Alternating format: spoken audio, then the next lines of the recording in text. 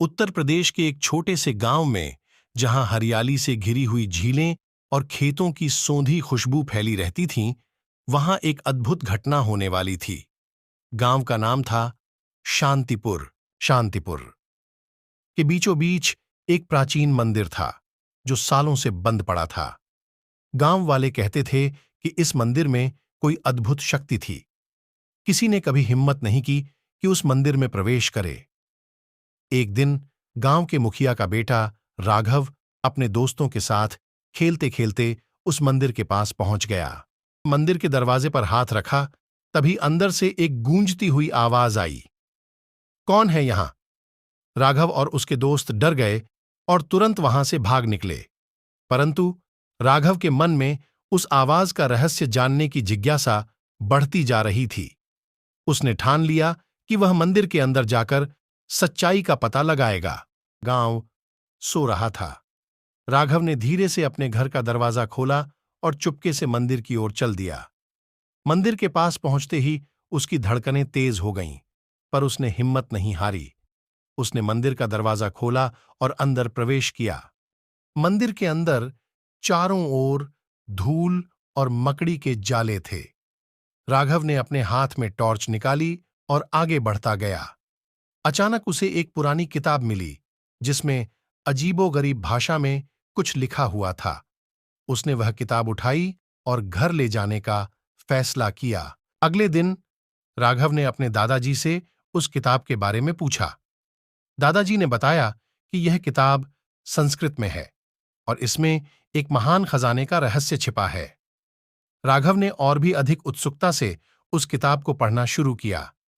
किताब में लिखे निर्देशों के अनुसार राघव ने अपने दोस्तों के साथ खजाने की खोज शुरू की।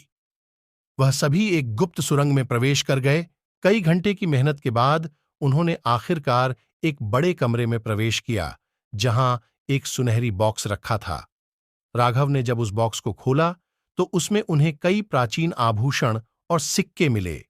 यह खजाना गांव की गरीबी को दूर करने के लिए पर्याप्त था। राघव और उसके दोस्तों ने उस खजाने को गांव के मुखिया को सौंप दिया। मुखिया ने सभी गांव वालों के साथ मिलकर उस खजाने का उचित उपयोग किया। गांव में नई सड़कें बनी, स्कूल और अस्पताल बने और गांव की स्थिति में सुधार हुआ। मंदिर के अंदर मिली किताब ने केवल खजाने की ही नहीं, बल्कि गांव के इतिहास की भी जानकारी दी। वह मंदिर एक प्राचीन राजा द्वारा बनवाया गया था, जिसने अपने समय में कई युद्ध जीते थे। शांतिपुर वास्तव में शांति और समृद्धि का प्रतीक बन गया था। राघव और उसके दोस्तों ने अपने साहस और बुद्धिमानी से गांव को नई ऊंचाइयों पर पहुंचाया। इस घटना ने पूरे गांव को एकता और साहस का महत्व सिखाया। यह कहानी पूरे जिले में प्रसिद्ध हो गई। राघव और उसके दोस्तों की कहानी ने न केवल उनके गांव, बल्कि आसपास के गांवों के बच्चों को भी प्रेरित। सभी ने मिलकर अपने अपने गांवों को सुधारने का संकल्प लिया। यह अद्भुत यात्रा केवल राघव और उसके दोस्तों की नहीं, बल्कि पूरे गांव की थी। सभी ने मिलकर उस खजाने का सही उपयोग किया और गांव को नई दिशा में आगे बढ़ाया। यह यात्रा एक नई शुरुआत का प्रतीक बन गई। राघव और उसके दोस्तों की यह यात्रा हमेशा के लिए यादगार बन गई। यह कहानी पीढ़ियों तक सुनाई जाती रही और सभी को यह सिखाती रही कि साहस, एकता और दृढ़ निश्चय से कोई भी बाधा पार की जा सकती है।